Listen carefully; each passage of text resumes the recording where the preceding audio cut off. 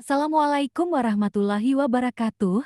Halo teman-teman, jumpa lagi dengan channel P3K Perawat. Pada video ini, kita akan memulai belajar lagi untuk mempersiapkan seleksi P3K khususnya perawat pada tahun 2025. Dan beberapa soal yang kita bahas nanti, ini adalah berdasarkan pengalaman yang saya dapatkan pada tahun kemarin seleksi P3K Perawat, dan tidak menutup kemungkinan dan jadi untuk semuanya tonton video ini sampai selesai dan kami mendoakan bagi subscribe, like, komentar dan share lulus P3K Perawat.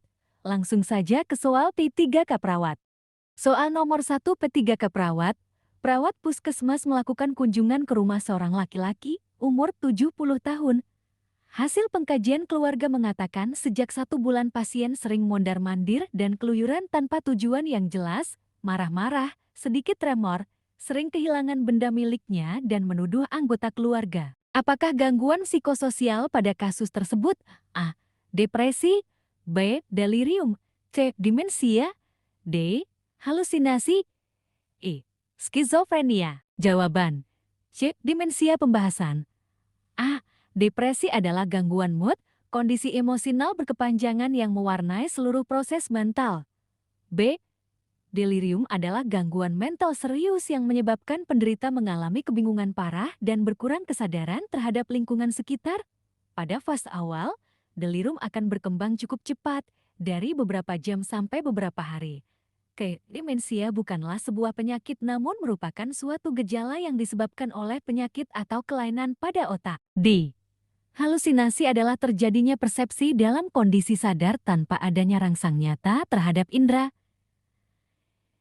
Skizofrenia adalah gangguan mental kronis yang menyebabkan penderitanya mengalami delusi, halusinasi, pikiran kacau, dan perubahan perilaku. Kata kuncinya adalah adanya gejala dari demensia pada kasus di atas, sering mondar-mandir dan keluyuran tanpa tujuan yang jelas, marah-marah, sedikit tremor, sering kehilangan benda miliknya dan menuduh anggota keluarga demensia penyakit Alzheimer.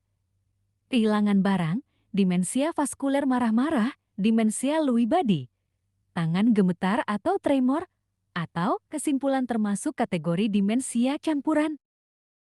Soal nomor 2 P3K Perawat, seorang perawat menganalisis kondisi pasien, kemudian menegakkan diagnosis keperawatan dan menyusun rencana asuhan keperawatan selama 24 jam.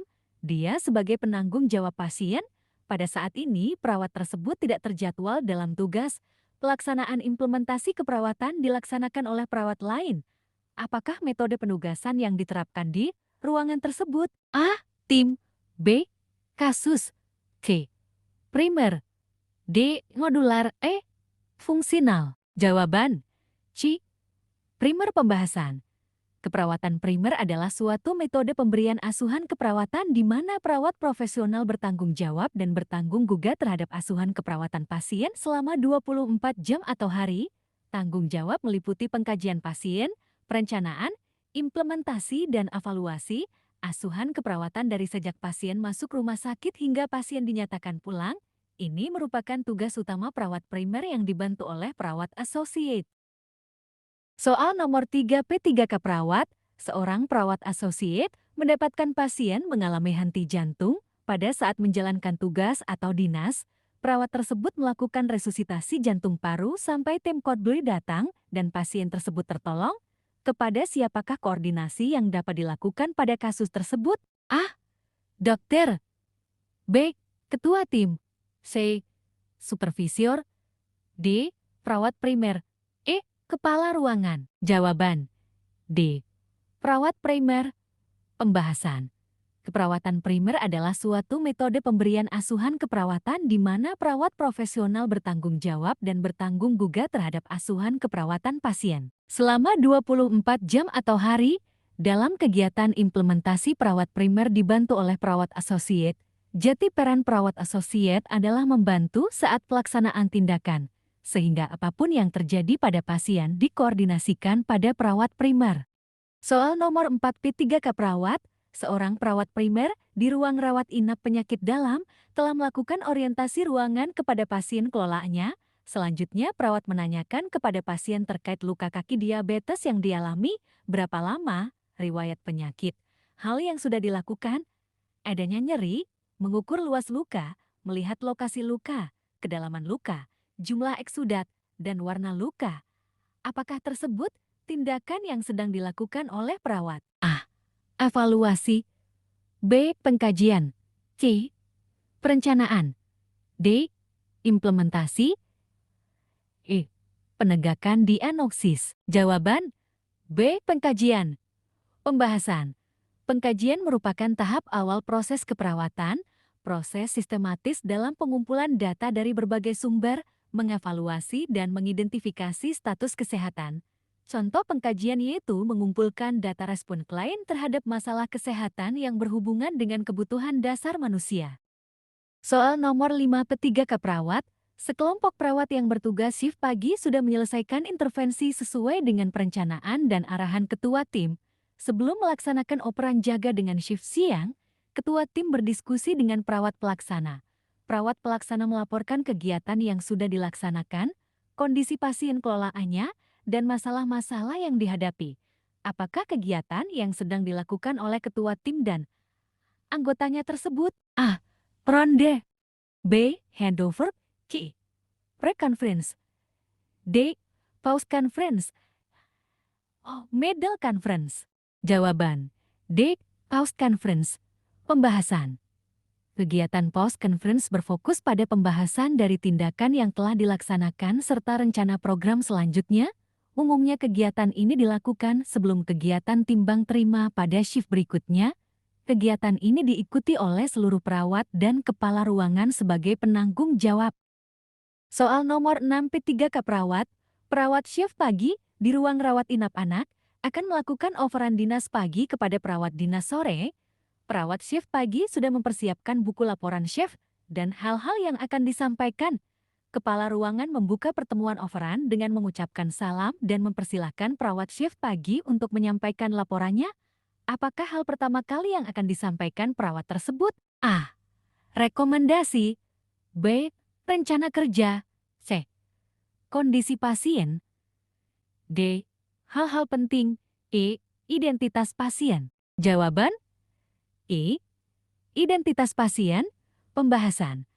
Pelaksanaan overan dimulai dari kepala ruangan atau ketua tim memberikan salam dan membuka overan, mempersilahkan perawat shift sebelumnya untuk menyampaikan informasi terkait pasien secara bertahap, dimulai dari menyebutkan identitas pasien, kondisi pasien, tindakan yang sudah dilakukan dan belum dilakukan. Dan belum dilakukan, menjelaskan hasil tindakan dan rencana kerja, klarifikasi, mencatat hal-hal penting, dan menyerahkan laporan, kemudian ditutup oleh kepala ruangan atau ketua tim. Soal nomor 7 P3 ke perawat, seorang perawat mengalami kesulitan dalam memasang infus pada anak umur 1 tahun. Kepala ruang memberi arahan terkait teknik yang bisa digunakan dalam pemasangan infus pada anak dan membantu perawat tersebut. Apakah tindakan yang sedang dilakukan oleh kepala ruangan tersebut? A. Evaluasi. B. Supervisi. C. Kolaborasi. D. Koordinasi. A. Komunikasi. Jawaban B. Supervisi. Pembahasan. Supervisi adalah kegiatan yang terencana seorang manajer yang dilakukan dalam bentuk bimbingan, pengarahan, observasi, motivasi dan evaluasi pada stafnya dalam melaksanakan kegiatan atau tugas sehari-hari. Supervisi keperawatan merupakan proses pemberian bantuan yang dibutuhkan perawat agar mereka dapat menyelesaikan tugas dengan baik. Soal nomor 8 P3 ke perawat, seorang pasien di ruang rawat inap bedah memencet bel untuk meminta tolong kepada perawat untuk membantu membetulkan posisi tidurnya. Setelah bel berbunyi, perawat langsung menghampiri pasien dan membantu pasien meskipun perawat tersebut sedang beristirahat. Apakah karakteristik indikator mutu yang sedang dilaksanakan oleh perawat? A. Empati. B. Kepastian. C. Kenyataan. D. Kehandalan. I. Cepat tanggap. Jawaban I. Cepat tanggap. Pembahasan. Cepat tanggap yaitu kemauan dari karyawan dan pengusaha untuk membantu pelanggan dan memberikan jasa dengan cepat serta mendengar dan mengatasi keluhan dari konsumen. Soal nomor 9 P3 ke perawat, seorang laki-laki 35 tahun sudah 3 hari dirawat di ruang penyakit dalam dengan diagnosis diabetes mellitus. pasien mempunyai luka kaki yang semakin membau dan jaringan menghitam semakin luas. Pada saat diskusi bersama tim keperawatan, diusulkan perlu melaksanakan ronde keperawatan. Apakah langkah selanjutnya dilakukan pada tahap praronda pada kasus tersebut? A. Melakukan perawatan luka. B. Meminta izin dari pasien dan keluarga. C. Menyiapkan kuesioner diabetes mellitus. D. Meminta dokter menuliskan resep obat. E. Menanyakan kesediaan dari tim kesehatan lain. Jawaban B. Meminta izin dari pasien dan keluarga pembahasan.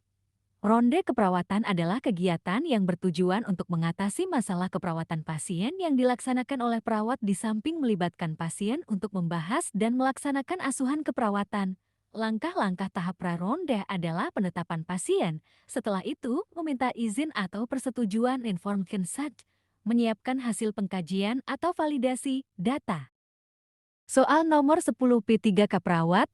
Seorang ketua tim melihat perawat pelaksana sedang memberikan edukasi kepada pengunjung pasien yang membawa anak umur 7 tahun masuk ruang rawat inap. Pengunjung tetap ingin membawa anak tersebut dikarenakan anak tidak ingin sendirian dan mereka berencana hanya berkunjung sebentar. Apakah yang dapat dilakukan oleh ketua tim untuk membantu perawat pelaksana tersebut? A. Kompetisi. B. Kolaborasi. C. Kompromi. D. Akomodasi. E. Menghindar. Jawaban C. Kompromi. Pembahasan. Kompromi atau negosiasi adalah suatu strategi penyelesaian konflik di mana semua yang terlibat saling menyadari dan sepakat pada keinginan bersama. Penyelesaian strategi ini sering diartikan sebagai lose-lose situation. Kedua pihak yang terlibat saling menyerah dan menyepakati hal yang telah dibuat. Di dalam manajemen keperawatan, strategi ini sering digunakan oleh middle dan top manajer keperawatan. Sekian dan terima kasih. Sukses seleksi P3K Perawat. Jangan lupa subscribe, like, share dan komentar ya. Nanti akan ada episode selanjutnya.